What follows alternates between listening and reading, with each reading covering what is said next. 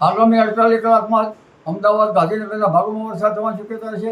પણ ઉલ્લેખનીય છે કે 6 જુલાઈ સુધીમાં રાજ્યના ઘણા ભાગોમાં વરસાદ થવાની શક્યતા છે.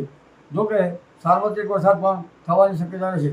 પરંતુ વરસાદના વધુ વરસાદ અંગે જોઈએ તો એક વેસ્ટર્ન ડિસ્ટર્બન્સ લગભગ અરબ સાગરનું અને બંગાળ સાગરનો જે ભેજ છે વેસ્ટર્ન ડિસ્ટર્બન્સમાં મર્જ થશે અને બંગાળ સાગરની એક શાખા અને મધ્યપ્રદેશમાં બનતું લો પ્રેશર અને કેટલાક સાયક્લોનિક સર્ક્યુલેશનના કારણે રાજ્યના ભાગોમાં ભારેથી અતિ ભારે વરસાદ કેટલાક ભાગોમાં થવાની શક્યતા છે.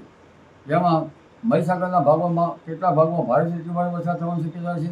વડોદરાના કેટલાક ભાગોમાં ભારેથી અતિ ભારે વરસાદ થવાની શક્યતા છે અને પૂર્વ ગુજરાતના કેટલાક ભાગોમાં ભારેથી અતિ ભારે વરસાદ થવાની શક્યતા છે. આ ઉપરાંત વેસ્ટર્ન ડિસ્ટર્બના લીધે પાટણ સુધી હાડના ભાગોમાં પણ વરસાદ થવાની શક્યતા છે. મહેસાણાના કેટલાક ભાગોમાં ભારેથી અતિ ભારે વરસાદ થવાની શક્યતા છે. બનાસકાંઠા, સાબરકાંઠા, અરવલ્લી ઘણા ભાગોમાં વરસાદ થવાની શક્યતા છે. કેટલાક ભાગમાં ભારે વરસાદથી પૂરની સ્થિતિ પણ સંભવી શકે. પરંતુ જોવા જઈએ તો દક્ષિણ ગુજરાતમાં અનરાધાર વરસાદ થવાની શક્યતા છે. જેમાં ભરૂચમાં ભારેથી અતિ ભારે વરસાદ થવાની શક્યતા છે. આ ઉપરાંત સુરતમાં પણ ભારે વરસાદ થવાની શક્યતા છે. નવસારીના કેટલાક ભાગમાં ભારેથી અતિ ભારે વરસાદ થવાની શક્યતા છે. આવા ડાંગના વરસાદના કેટલાક ભાગમાં ભારેથી અતિ ભારે વરસાદ થવાની શક્યતા છે.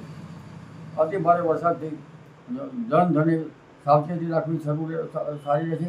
નીચાણવાળા ભાગોમાં પાણીનો ભરાવ થવાની શક્યતા રહેશે અને લગભગ દક્ષિણ ગુજરાતના કેટલાક ભાગમાં પૂરની સ્થિતિ પણ સંભળી શકે. દક્ષિણ સૌરાષ્ટ્રના કેટલાક ભાગમાં ભારે વરસાદ થવાની શક્યતા છે. ભાવનગર વગેરે ભાગમાં ભારેથી કોઈ ભાગમાં અતિ ભારે વરસાદ પણ થવાની શક્યતા રહે. સૌરાષ્ટ્રના અન્ય ભાગમાં પણ વરસાદ થવાની શક્યતા રહે છે. એટલે આ વરસાદ જે છે એ ગુજરાતમાં વ્યાપકપણે વરસાદનું વહન આવી રહ્યું છે. બંગાળ ઉપસાગરમાં બીજી સિસ્ટમ 9 તારીખની આસપાસ બનશે. જેના કારણે 10 થી 12 જુલાઈમાં પણ વરસાદ આવવાની શક્યતા છે.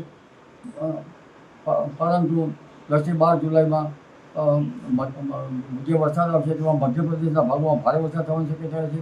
હાલમાં પણ મધ્યપ્રદેશના ભાગમાં ભારે વરસાદ થવાની શક્યતા છે.